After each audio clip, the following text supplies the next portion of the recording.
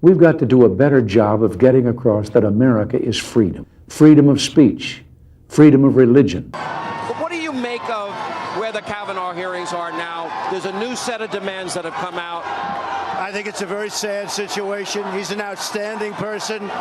And frankly, Sean, to see what's going on is just very, very sad. You say, why didn't somebody call the FBI 36 years ago? I mean, you could also say, when did this all happen? What's going on?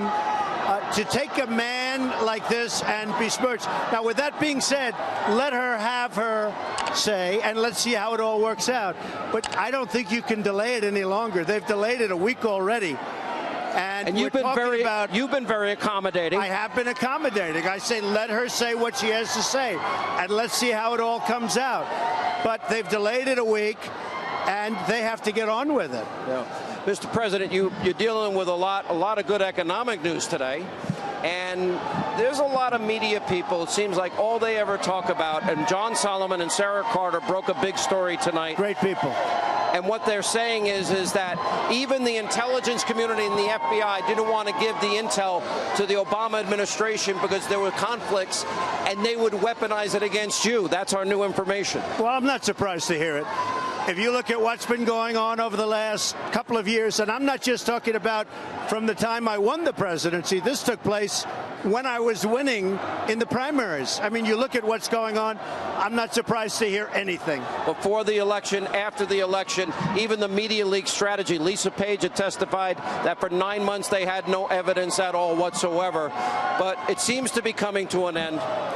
Well, it has to come to an end. It's so bad for our country. I call it the witch hunt. It is so bad for our country. And when you see Strzok and Page and McCabe with his lies, they gets fired for lying. You see all of the things, and Comey for lying and leaking.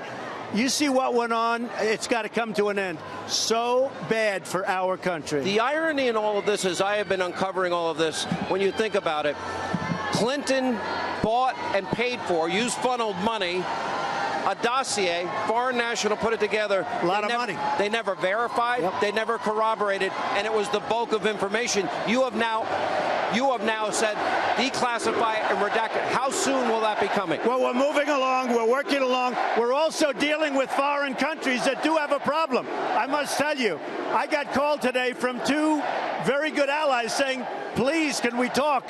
So it's not as simple as all that. And we do have to respect their wishes, but it'll all come out. You know what? Elections are about peace and prosperity. Your economic record, I talked about it earlier in the show tonight. Record low unemployment, 14 states, African Americans, Hispanic Americans, women, youth unemployment. We have great news on the economy. Better news with Kim Jong-un. He's not firing rockets over Japan. Well, with, honestly, Korea, North Korea, South Korea, things are working out very nicely. Tough sanctions against Russia, and the Iranian economy and the Chinese economy are both going down as you have taken a tough stand. Well, it's time to take a stand on China. We have no choice. You know, it's been a long time. They've been hurting us, and our farmers are great, and our farmers are starting to do very well again. It's very interesting. But we're putting very, very heavy sanctions and other things on various countries, and we're getting along with some countries. But we've been ripped off, Sean, by the world. All of these countries for years and years, and we can't do it anymore. So you're getting better deals with Mexico. We had a good deal with Mexico. Good for both. Good for Mexico. Good for us. Everybody's happy. NAFTA was a disaster. We lost thousands of plants. We lost millions of jobs. NAFTA was a disaster. We've renegotiated it. We're in the process of working now on Canada. We'll see what happens with Canada. Canada's been tough. They charge 300% tariffs on dairy products. Our farmers, no good. You can't do that. I'll ask one final question. Amazing people. 47 days from now is the midterm elections. 47 days. We know what the agenda of the Democrats are. They want to go after you. They want endless investigations. They want to keep Obamacare. They want to eliminate ICE. They want open borders. They want the crumbs back, your tax cuts. And my question is, the question that every American ought to ask is, are we better off than we were 2 years ago? What do you say to those people that love you, but maybe aren't so hot on their Republican House or Senate member? You got to go out and vote. We need more Republicans. We'll get everything we want. We need more Republicans. You want to protect your Second Amendment. You want to protect everything. You want to protect all of the great success that you've had over the last little more now than a year and a half. Think of it. We're coming up, can you believe it, on 2 years when you and I started talking. Actually, this 3, is what happened when you came down the escalator. Well, yeah, if you talk about the campaign itself. But I will say this, you've got to protect. Look at what's going on with the Supreme Court.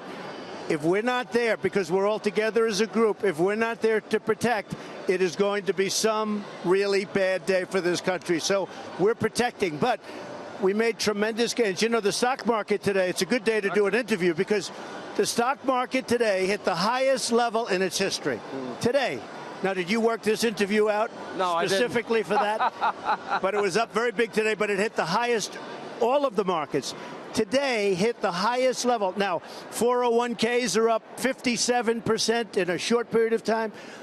If the Democrats get in, those numbers will be cut in half. You will see bad things. Obama never made, the only president in history that never made 3% GDP growth in a year. All right, the budget negotiations, are you going to demand, you challenge Republicans, fund the wall completely? Will you insist on it? We're getting $1.6 billion. We're continuing. We spent $3.2 billion. We're continuing to build the wall. I'd like to do it. I could do it so quickly. I'd like to do it in one piece. The Democrats are holding us back. I am told by Republican leadership, and I hope they do it because there are a lot of people counting. See the people with the wall? I want the wall, too. Yeah. They got it down. That they will do it immediately after the election. We've got $1.6 billion. A lot of money, but not when it comes to building. You've already got $3 billion you spent. We've got $3.2 billion. It's being built. We've got $1.6 billion, but we have to do much better than that because we can do it very quickly. And you know the bottom line? We need it. The Democrats, they want open borders. They want people coming in. That means crime. We're the opposite. You got to have a border. You don't have a border, you don't have a country. You know about that. Security. Securing our children. It's about, and you want a door in your wall. Oh, it's going to have lots of doors. People are going to come in, but they're going to come in through merit. And they have to come in because we have companies moving in from all over the world. They're coming back to the United States. The biggest companies, Foxconn, the biggest companies in the world are coming back. We need people, but they have to come in through merit. Yeah. Mr. President, thank you. Thank you.